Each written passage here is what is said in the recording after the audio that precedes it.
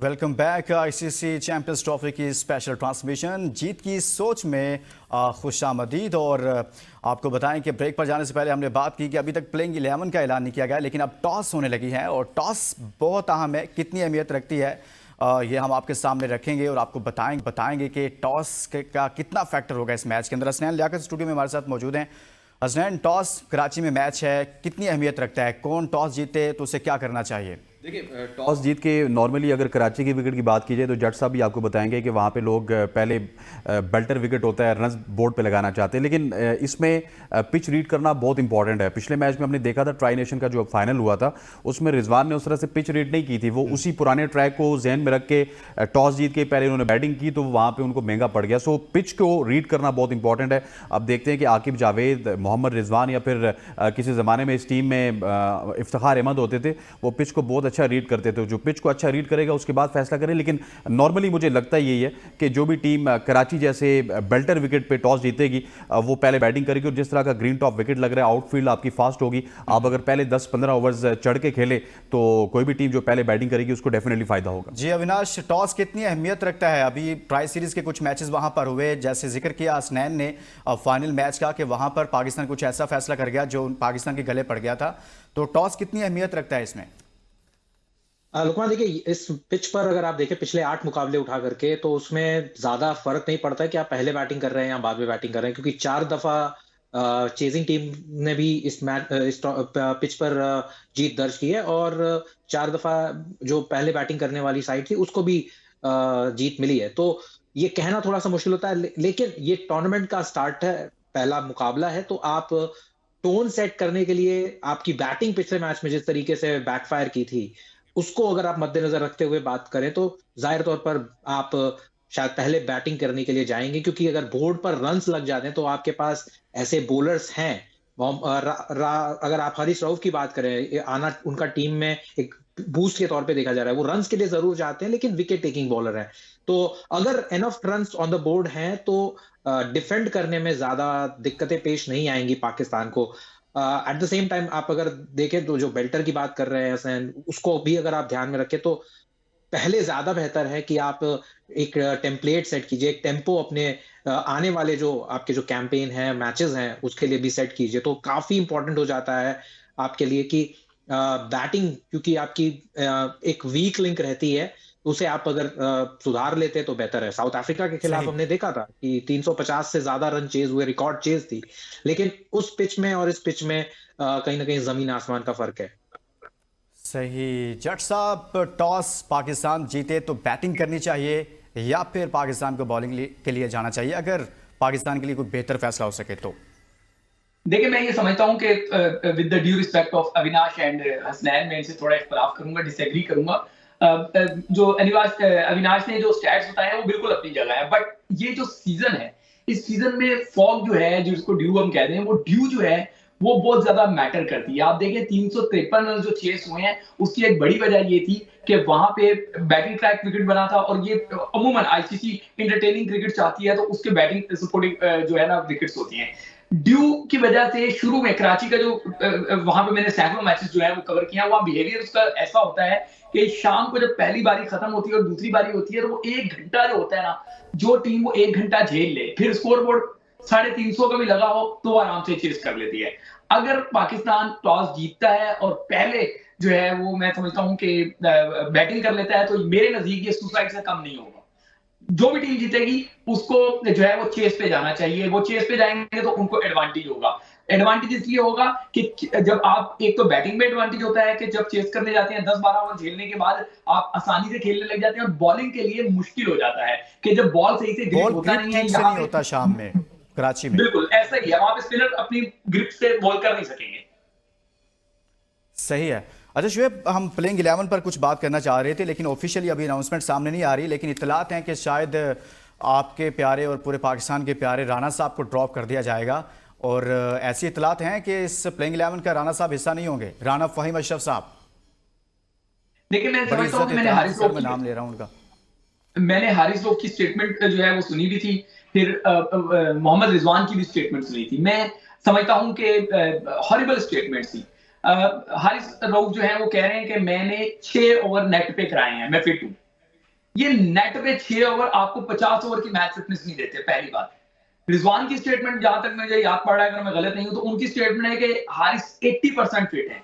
खुदा का वास्ता है, पाकिस्तान है, ये मजाक नहीं है कि आप 80% फिट का मतलब है कि आप मुकम्मल फिट खिलाड़ी को जो नहीं है उसको मैदान में उतारने की बात कर रहे हैं। तो हारिस रऊफ बनता नहीं है। जब हारिस रऊफ बनता नहीं है तो फिर फहीम अशरफ ही है, आपके पास और कोई चॉइस नहीं है। फास्ट बॉलर जो आपने ऐड करना है वो फहीम अशरफ ही होगा। फहीम अशरफ ने, मैं सबसे ज्यादा उसका बड़ा क्रिटिक हूं, नाकिद हूं मैं सबसे ज्यादा, लेकिन लास्ट मैच में आप देखें उसके साथ ज्यादती की गई। उसने 7वां ओवर कराया, इनिंग का 2 रन दिए। उसने 9वां ओवर इनिंग का कराया, 7 रन दिए। टोटल 2 ओवर में 9 रन देने के बाद उसको 46वें ओवर में लाया गया। It's injustice. इसका मतलब है कि टीम में, जो मैं आपको कह रहा हूं, रिफ्ट है। टीम इस बात से आप खुश कह रहे नहीं हैं है। कि शुएब अनफिट हारिस रऊफ, यानी कि कंप्लीट फिट ना हो, अनफिट की बजाय एक फिट हाफ फिट कह लिया, जो इसको हाफ आपके फिट पास कह। मौजूद है ऑप्शन, आपको उसकी तरफ जाना चाहिए। मैं कहता हूं कि हाफ फिट की तरफ नहीं जाना चाहिए, फुल फिट की तरफ जाना चाहिए। जी, टॉस हो चुका है और पाकिस्तान ने पहले टॉस जीता है और पाकिस्तान की जानिब से फील्डिंग का फैसला किया गया है। इसी टॉस पर हम बात कर रहे थे। और जी हसनैन साहब, शुएब साहब की तरफ मैं जाऊंगा, लेकिन फैसला पाकिस्तान ने कर लिया। पहले हम करेंगे बॉलिंग। देखिए बिल्कुल, ये जिस तरह शुएब भाई कह रहे थे, उन्होंने अच्छा फैसला किया। जैसा मैंने भी आपको बताया था कि ये विकेट को रीड करके, कंडीशंस को देख के फैसला करना चाहिए। और पिछली दफ़ा जो उन्होंने फैसला किया था कि एकदम टॉस जीता, उसके बाद बल्लेबाजी के लिए चले गए और वो फिर 246 रन आपको याद होंगे। उसके बाद बहुत मुश्किल थी। अगर 20-30 रन ऊपर होते तो शायद हम न्यूजीलैंड को वहाँ पे काबू भी कर सकते थे, लेकिन इट्स अ डिफरेंट गेम। ये चैंपियंस ट्रॉफी का गेम है। प्रेशर न्यूजीलैंड पर भी होगा, प्रेशर पाकिस्तान पर भी होगा। और एक चीज़ आपने याद रखनी है कि यहाँ पे ठीक है, आपको ग्रुप स्टेज लगता है, 4 टीम का एक ग्रुप है, लेकिन आपके पास गलती की गुंजाइश नहीं है। लेट्स सपोज अगर आप न्यूजीलैंड से जीत जाते हैं, न्यूजीलैंड आपसे जीत जाता है, अगला मुकाबला न्यूजीलैंड किसी और से जीतता है, तो यहां पे अगर आप दो मैच भी जीतेंगे ना, तो आप अपनी जो सेमीफाइनल वाली स्पॉट है उसको सिक्योर नहीं कर सकते। So runs on a board matters, और रन्स ऑन अ बोर्ड उसके बाद आपने वापस उसको चेस किस तरह करना है, कितने लिमिटेड ओवर्स में करना है, कितने विकेट्स आपके पास होने चाहिए, क्योंकि at the end of the day it's not only about the points, it's about the run rate, वो भी मैटर करेगा। और मेरा ख्याल है कि कंडीशंस को देख के, जैसा जट साहब बता रहे थे, जट साहब ने वहां पे आई थिंक सो 2 दहाइयों से वहां पे कवर कर रहे हैं, अगर मैं गलत नहीं हूं, तो उनके एक्सपीरियंस के मुताबिक बाद में जो टीम बॉलिंग करेगी उसको मुश्किलात होंगी, तो डेफिनेटली एक अच्छा फैसला साबित हो सकता है। अविनाश, पाकिस्तान ने टॉस जीता, फील्डिंग का फैसला किया है, और क्या समझते हैं कि कितने रन्स पर पाकिस्तान को न्यूजीलैंड को कंटेन करना चाहिए तो पाकिस्तान इस मैच में बेहतर तरीके से जीत की तरफ जा सकता है? देखिए, पहला मैच है और अगर मिच सैंटनर की अगर आप बात सुने तो उन्होंने भी बोला कि good pitch to bat on. तो जाहिर तौर पर, और जिस तरीके का फॉर्म रहा है न्यूजीलैंड का हालिया फॉर्म पाकिस्तान में, उसको अगर आप ध्यान में रख करके बात करें तो जाहिर तौर पर तकरीबन, और इस पिच का एवरेज फर्स्ट इनिंग्स टोटल 289 है, तो हाई स्कोरिंग ये ग्राउंड रहा है। तो anything above 300 will be a good total for New Zealand, and at the same time anything around 270 to 280 will be a good total for Pakistan to chase as well. तो बहुत ज्यादा margin मुझे नहीं लगता है, ये थोड़ा काफी क्लोज मार्जिन का गेम हो सकता है।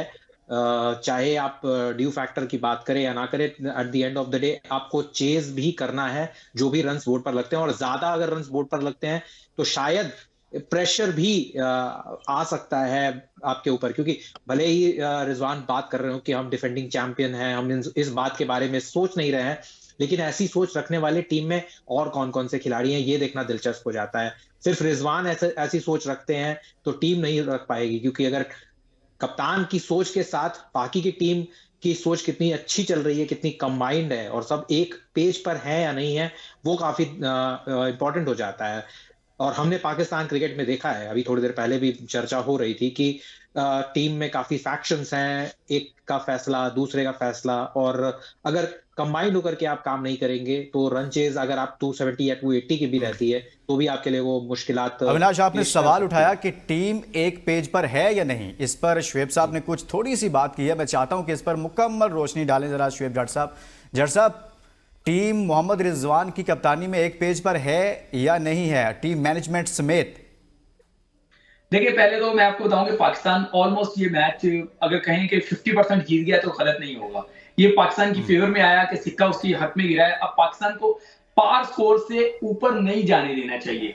अगर मैं अविनाश की बात को सेकंड करूंगा, अगर ये पार स्कोर से ऊपर चले गए, 320 क्रॉस इन्होंने कर लिया, तो पाकिस्तान के लिए मुश्किल होगा, आसान नहीं होगा। लास्ट अगर मैच देखते हैं आप न्यूजीलैंड का, उन्होंने 26 ओवर अपने स्पिनर से करवाए थे, ठीक है ना। लेकिन वो विकेट्स दूसरी थी, फिर वो पहले बॉलिंग कर रहे थे। जब इधर आएंगे, जब विकेट, अब मैं नहीं समझता कि जो लास्ट ट्राई नेशन का फाइनल हुआ था वैसी विकेट है, विकेट बदली होगी, तो यहाँ पे ड्यू जब पड़ेगी तो बॉलर की ग्रिप में बॉल नहीं आएगा। जब ग्रिप में बॉल नहीं आएगा, फिर क्या पेसर क्या स्पिनर सबके सबको कुटापा चढ़ेगा, ठीक है ना। ये तो आगे की बात है। अब मैं आपसे जो बात कर रहा था, मैं यही बात कर रहा था कि आप हाफ फिट प्लेयर के साथ मैदान में नहीं उतरना चाहिए, ठीक है। शाहीन अफरीदी जो हारिस रऊफ है, विकेट टेकिंग ऑप्शन है, तो वो विकेट टेकिंग ऑप्शन आपका इंडिया के खिलाफ होना चाहिए था। आपने पहले मैच में उसको उतार दिया। I don't think so it's a good move, it's a bad move for me. जो कराची की विकेट होती है, वहां पे हारिस रऊफ जैसे बॉलर्स जो है वो बड़ा पिटते हैं। फहीम को क्या एडवांटेज हासिल था? फहीम को एडवांटेज ये हासिल था कि वो जो है इतनी बॉल उसकी जो है ना वो तेज नहीं जाती, तो इसलिए बल्ले पे आने में थोड़ा सा मुश्किल होता है उसकी बॉल को लेके, मुझे ऐसा अब उनको लगता है। ड्रॉप तो कर दिया गया सर, फहीम अशरफ साहब नहीं है ना अपने मैं वही तो बता रहा हूँ कि फहीम होता तो बेहतर ऑप्शन होता। हाफ फिट हारिस जो है वो, फुल फिट हारिस जो है वो पाकिस्तान में इतने रन देता है, तो हाफ फिट हारिस को आपने खिला के पाकिस्तान के लिए एक नुकसान किया है। पाकिस्तान को ये मैच जीतना है तो पार स्कोर से पहले उसको आउट करना पड़ेगा। 270 260 के अराउंड इनको पकड़े। अगर वो 320 क्रॉस कर गए तो आपके लिए मैच जीतना मुश्किल हो जाएगा। अब कि टीम एक पेज पर है कि नहीं है, तो आप बिग नो, टीम एक पेज पे नहीं है।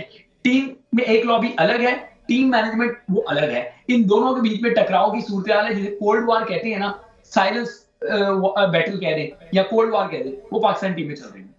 जट साहब, वो कौन सा नुक्ता है जिस पर वो एक पेज पर नहीं है? कौन सा ऐसा पॉइंट है जिस पर इख्तलाफ हुआ है? लुकमान, मामला मसला ही यही है, एक ताड़ा एक साडा, एक तेरा एक मेरा। ये वाला मामला जो है, इसने पाकिस्तान टीम को यूनाइट नहीं रखा हुआ है, इसने पाकिस्तान टीम को डिवाइड करके रखा हुआ है।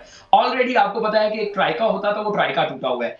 ऑलरेडी वहां पे चपकलिशें हैं। उस चपकलिशों में जब ये भी लुच तल दी गई, ये भी जो है वो कर दिया गया कि एक ताड़ा एक साडा, एक तेरा एक मेरा, तो इस एक तेरा मेरा ने टीम को तितर बितर कर दिया। सर, वो तेरा मेरा में से एक तेरा जो है वो बाहर हो गया आज, और एक मेरा जो है वो आज टीम में। सही है जी, ऐसा ही। तो मतलब तेरा मेरा की कहानी फिर चलती रहेगी ना पूरा टूर्नामेंट? टीम तितर बितर रहेगी अगर तेरा मेरा चलता रहा तो। तेरा मेरा चलता रहा तो। हसनैन लियाकत साहब, तेरा मेरा की कहानी आपने सुन ली शुएब जाट साहब की ज़ुबानी कि क्या टीम में चल रहा है। ऐसा ही है कि टीम में काफ़ी जो सिलेक्शन के मामलात को लेकर मैनेजमेंट और कैप्टन के दरमियान कहीं ना कहीं कुछ तहफ़्फ़ुज़ात का इजहार किया जा रहा है, कुछ दूरियां हैं, कुछ कह रहे हैं कि लैक ऑफ कोऑर्डिनेशन है कहीं ना कहीं पर। सर डेफिनेटली है। देखिए, इस तरह की चीज़ें बहुत सारी मैंने रिपोर्ट भी की थी, जट साहब भी हमारे प्रोग्राम में आके बताते रहे, हमने भी रिपोर्ट की थी कि खुशदिल शाह, उसकी जितनी भी क्रिकेट है वो आपके जो हाजिर सर्विस कप्तान हैं मोहम्मद रिजवान साहब, उनके इर्द गिर्द घूमती रही। डेब्यू भी उन्हीं के सहारे पे हुआ उस वक्त। ये तो इसका मतलब है फिर यारी दोस्ती, वो यारी दोस्ती जिसका हम जिक्र उस वक्त जो यारी दोस्ती थी ना, उसमें बाबर जो है वो इतने डिसीजन नहीं लेते थे, टीम वही खेलती थी जो रिजवान चाहते थे। फिर झगड़े के बाद फिर रिजवान खुद कप्तान बन गए, तो अब वो उनको बांग्लादेश की परफॉर्मेंस पे जब लाए तो दूसरी तरफ से आकिब जावेद साहब, लेकिन मैं कहना चाहता हूँ कि वो आज भी मौजूद है, वो यारी दोस्ती वाला टैग। यारी दोस्ती तो प्रिवेल करती है ना। मेरी बात सुनिए, फहीम अशरफ को आपने 7वां ओवर दिया, जैसा जट साहब बताते हैं, फिर 9वां ओवर दिया, उसने अच्छे ओवर करवाई, आपने जाके उसको 40 ओवर्स के बाद आजमाया। इसी तरह से अबरार जहां पे मार खाता है, अबरार को बैठा के बाहर कर देते हैं, और उसके बाद जब देखते हैं कि हालात साजगार हैं, अब 3 रन 4 रन की औसत चल रही है, उस वक्त अबरार आके बॉलिंग करता है। सुफियान मुकीम जहां पे अच्छी बॉलिंग कर रहा होता था, उसको निकाल के बाहर फेंक देते थे। ग्रुपिंग तो आज भी चल रही है, प्लस माइनस आज भी चल रहा है, पसंद नापसंद आज भी चल रही है, और अनफॉर्चुनेटली यही चीजें हमें लेके डूबती हैं। पोटेंशियल की कमी नहीं है, प्लेयर्स हमारे पास आज भी मौजूद है, लेकिन ये जो ग्रुपिंग है, ये जो दोस्ती आ रही है कि लुकमान मुझे पसंद है, इसको पहला ओवर दे दो, जट साहब मुझे पसंद नहीं है, इसको 11वां ओवर दो। हालांकि जट साहब पहले ओवर के बॉलर होंगे, लेकिन हम उनको 11वां देंगे, तो ये चीजें पाकिस्तान को तबाह कर रही हैं। सही है। अविनाश, पाकिस्तान की बॉलिंग को स्पेशली सामने रखें, क्योंकि पाकिस्तान अब बॉलिंग करनी है, तो हारिस रऊफ की वापसी हुई है। फहीम अशरफ जिनको वापस लाया गया था, एक मैच ट्राई सीरीज़ में दिया, लेकिन चैंपियंस ट्रॉफी के पहले मैच में हारिस रऊफ से खबरें थी उनसे मुतलिक कि वो इंजर्ड हैं, मुकम्मल फिट नहीं है, लेकिन उनको प्लेइंग 11 का हिस्सा बना लिया गया है। आप क्या समझते हैं कि पाकिस्तान का बॉलिंग डिपार्टमेंट बेहतर है, मजबूत है, न्यूजीलैंड से ज़्यादा मजबूत है? देखिए, मजबूत तो जरूर है लुकमान, इसमें कोई शक को शुबा नहीं है, क्योंकि ये पाकिस्तान की बॉलिंग की आप बात कर रहे हैं, और फास्ट बॉलिंग पाकिस्तान की आप किसी भी डेकेड में उठा करके देख लें, खराब नहीं रही है। आप अगर नसीम की बात करें, विकेट टेकिंग बॉलर है, और डेवन कॉनवे को तो काफी ज्यादा परेशान किया है पिछले मुकाबलों में भी नसीम के पास भी वो जो स्किल है कि वो विकेट्स निकाल लेते हैं, उनको बहुत ही बेशकीमती एक गेंदबाज बनाता है। इसके अलावा शाहीन अफरीदी कैसा प्रदर्शन करते हैं, इस पर बहुत ज्यादा निगाहें रखनी पड़ेगी, क्योंकि आपके फ्रंटलाइन गेंदबाज हैं वो। अगर वो अच्छी गेंदबाजी करते हैं तो टीम के लिए एक मोमेंटम सेट हो जाएगा, not for just this match, for the upcoming games as well. तो शाहीन को फ्रंट से लीड करना होगा। हमने पिछले आईसीसी टूर्नामेंट में देखा था, शाहीन एकदम आउट ऑफ स्टीम लग रहे थे और उसका भी खामियाजा टीम को भुगतना पड़ा था। और पिछले अगर आईसीसी टूर्नामेंट्स की आप बात करें तो शाहीन को फ्रंट से सिर्फ लीड नहीं करना है, उनको दूसरी तरफ से एनकरेज करना है अपने बाकी के साथियों को भी, कि वो एक साथ उनका काम थोड़ा आसान करे। हरीश राउफ की बातें हो चुकी हैं, अब it is time for Haris Rauf to prove whether he is completely fit और नॉट। अब्रार अहमद भी हैं, तो अच्छी, देखिए फास्ट बॉलिंग अटैक अच्छी है। अगर अपने गेम प्लान पर स्टिक करते हैं अगर इस पिच पर, तो जाहिर तौर पर 270 से 280 में रोका जा सकता है न्यूजीलैंड को। लेकिन सबको बात वहीं आकर के रुक जाती है कि अगर फैक्शन में टीम डिवाइडेड है तो आप चाहे कितनी ही अच्छी आपकी बॉलिंग यूनिट क्यों ना हो, आप बेहतरीन प्रदर्शन तो नहीं कर पाएंगे। सही है। शुएब जट साहब, बॉलिंग की स्पेशल बात करें, हारिस भी आगे उस पर आपने बात की है, नसीम शाह हैं, शाहीन शाह अफरीदी हैं, अब्रार अहमद हैं, लेकिन कुछ 10 ओवर्स जो हैं वो हमने खुशदिल शाह और साथ में सलमान अली आगा से करवाने हैं। दोनों में से जो ज़्यादा करेगा वो 10 ओवर भी कर सकता है पूरे, जो अच्छी बॉलिंग करेगा। तो ये कॉम्बिनेशन ठीक बनाया गया है सिलेक्शन कमेटी की जानिब से? देखिए, मैं ये समझता हूं कि शाहीन जो है वो अर्ली ब्रेक थ्रू दोबारा से दे रहा है। मैं इसको कहने में मुझे कोई जो है ना वो आर महसूस नहीं होगी कि शाहीन अफरीदी दोबारा से जवान होता जा रहा है, 140 प्लस जा रहा है, अर्ली आपको ब्रेक थ्रू दे रहा है, लेकिन दूसरे एंड से उसको हेल्प नहीं मिल रही। नसीम शाह की जो खासियत थी वो उसका खासा नजर नहीं आ रहा। हारिस राउफ फिटनेस मसाइल के बाद आ रहे हैं, क्या वो उतने इंपैक्टफुल होंगे नहीं होंगे। इब्रार अहमद मैं नहीं समझता कि इस तरह के बुली ट्रैक्स पे वो 10 ओवर का बॉलर है। पाकिस्तान के अगर 3 फास्ट बॉलर्स को लगाएं, आई कैन गारंटीड यू कि ये तीनों फास्ट बॉलर जो है वो 10 ओवर मतलब 30 ओवर नहीं कराएंगे मिलके, इनके ओवर्स कम होंगे। अब आ जाते हैं जब उनके ओवर्स कम होंगे तो स्पिनर्स कौन कराएगा? क्या खुशदिल शाह 10 ओवर का बॉलर है? तो जवाब है नहीं। इस ट्रैक पे, इस बुली ट्रैक पे जहां पे जो है वो बैटिंग कर रहे हैं, विकेट होगी, क्या इब्रार अहमद 10 ओवर करा पाएंगे? आई डोंट थिंक सो कि वो 10 ओवर का कोटा अपना पूरा कर पाएंगे। तो फिर सलमान अली आगा को आप इन करेंगे, ये सारा मिक्सचर बनेगा, समझ रहे हैं? वो कहते हैं ना हॉर्सेस फॉर द कोर्सेस। मैं नहीं समझता कि पाकिस्तान ने अच्छी जो है ना वो क्या कहते हैं राजनीति अपनाई है। उसकी वजह ये है कि आपने नसीम एक तरह का बॉलर, हारिस एक तरह का बॉलर, शाहीन को चलो उससे अलग कर ले। यहाँ पे आपको फहीम होना चाहिए था, फहीम नहीं है, तो मैं समझता हूँ कि हारिस बिल्कुल बनता ही नहीं। सही है जी। हसनैन लियाकत साहब, जो बॉलिंग का कॉम्बिनेशन पाकिस्तान ने बना रखा है, कैसा लग रहा है आपको? देखिए, जो हारिस की बात कर रहे हैं वो तो मैं बिल्कुल एग्री करूंगा कि हारिस की जगह यहाँ पे जिस तरह आपने ट्राई नेशन सीरीज़ में आकिफ जावेद को बुलाया था, उस तरह के बॉलर अगर आपके पास बैकअप में होते तो आपको परेशानी ना होती। बैकअप आपने हसनैन जैसा रखा हुआ है जिसके ऊपर कोई तकिया नहीं किया जा सकता कि वो कैसी बॉलिंग करेंगे। जहाँ तक बॉलिंग की बात की, मैं थोड़ा सा डिफर करूँगा जट साहब से एक पॉइंट पे, बाकी सारी पॉइंट उनके ठीक हैं। नसीम शाह के ऊपर, नसीम शाह मुझे बहुत डिफरेंट लगे ट्राई नेशन सीरीज़ के फाइनल में। उससे पहले तक जट साहब बिल्कुल ठीक कह रहे हैं कि नसीम शाह उस तरह के रिदम में नहीं थे। नसीम शाह बॉल को सीम भी कर रहे थे, स्विंग भी कर रहे थे, अच्छी जगह पे बॉल को डिलीवर भी कर रहे थे। नसीम शाह का वापस फॉर्म में आना एक बहुत ही इंपॉर्टेंट है और मैं समझता हूँ कि उस फॉर्म को उनको कैरी ऑन करना चाहिए। हारिस से क्या तवक्कुआत हैं? वो अगर नेट पे 6 ओवर्स करवा रहे हैं तो क्या वो इस मैच में 10 ओवर्स करवा सकेंगे? That is a big question. लेकिन Shaheen Shah Afridi shaping up very well. जहां तक स्पिनर्स का ताल्लुक है ना सर, मैं पहले दिन से कह रहा हूं, मुझे आज तक अबरार की मिस्ट्री समझ नहीं आई कि वो कहां की मिस्ट्री बॉलर है। वो 2023 में भी मिस्ट्री बॉलर था, वो 24 में भी मिस्ट्री बॉलर था, वो 25 में भी मिस्ट्री बॉलर था, लेकिन उससे बेहतर सलमान अली आगा परफॉर्म करता है, उससे बेहतर नुमान अली और साजिद खान करता है। ये मिस्ट्री बेहतर ऑप्शन हसनैन आपके पीछे पड़ी हुई हैं, पीछे पड़ी है। सुफियान मुकीम पड़ा हुआ है, मेहराब मुमताज पड़ा हुआ है, लड़कों का क्या कसर है? बहुत सारे लड़के हैं, मुश्किल सीरीज खिलाई और यहां पर आपने बिल्कुल ऐसे ही। लेकिन अनफॉर्चुनेटली मसला ये है कि बस जी जट साहब, लुकमान देखें, वो वाले ऑप्शंस तो हम इसलिए नहीं डिस्कस कर रहे, वरना मैं फहीम अशरफ का डिस्कस ही ना करता। जो स्क्वाड है हमने उसके अंदर के लोगों को डिस्कस करना है ना। ये मैं एक आपको बात बता दूं, पाकिस्तान के लिए मैच जो है मेरे नजदीक डू एंड डाई की मैच सिचुएशन है। क्योंकि ये मैच अगर आप जीत गए तो आप इंडिया के ऊपर चढ़ कर आएंगे, अगर आप ये मैच हार गए, इंडिया के खिलाफ आपकी बॉडी लैंग्वेज गिरी होगी, बांग्लादेश का जो मैच है ना, वो मैच डीएल मेथड पे जाएगा। डीएल मेथड पे याद रखिएगा, क्योंकि बारिश है उस दिन पूरा दिन। डीएल मेथड पे जब मैच जाता है तो छोटी टीमों को बड़ी टीमों पे एडवांटेज होता है। छोटी टीमें जो है बड़ी टीमों को कभी भी सरप्राइज कर सकती है, और बांग्लादेश अब वो छोटी नहीं रही जिसको जैसे वो चाय के होटल पे आप कहते हैं ना छोटे चाय ले आ, वो उस तरह की छोटी नहीं रही। ये छोटी अब गले पड़ने वाली टीम है, ठीक है ना। ये कई लोग लेकिन वो जज साहब वो बारिश का आप कह रहे हैं, बारिश पड़नी इस्लामाबाद में नहीं होती, नाराज हुई है। छोटी टीमें पाकिस्तान के गले पड़ रही हैं, वो छोटी नहीं बड़ी टीमें नजर आती है। जज साहब आप ठीक कह रहे हैं। अविनाश, इस मैच में एक्स फैक्टर कौन होगा? देखिए, एक्स फैक्टर बनना तो चाहिए, लेकिन जिस तरीके का फॉर्म रहा है उसको ध्यान में रख करके अगर आप बात करें तो शायद थोड़ी बेईमानी होगी। मैं खुद काफी बड़ा मुरीद हूं, तो मैं जरूर चाहूंगा कि इस मैच में बाबर आजम जो है वो एक्स फैक्टर बने, लेकिन जिस तरीके का उनका फॉर्म रहा है हालिया, उसको ध्यान में रखते हुए, अगर मद्देनजर रखते हुए हम बात करें तो शायद वो एक्स फैक्टर ना बन पाए। तो इस मैच में मैं जट साहब से मैं अग्री करूंगा, हसनैन से अग्री करूंगा, जट साहब से नहीं, कि नसीम कहीं ना कहीं इस मैच के सबसे बड़े एक्स फैक्टर बन सकते हैं, क्योंकि नसीम हो सकते हैं। जीतेगा कौन sir? New Zealand Pakistan? Last comment.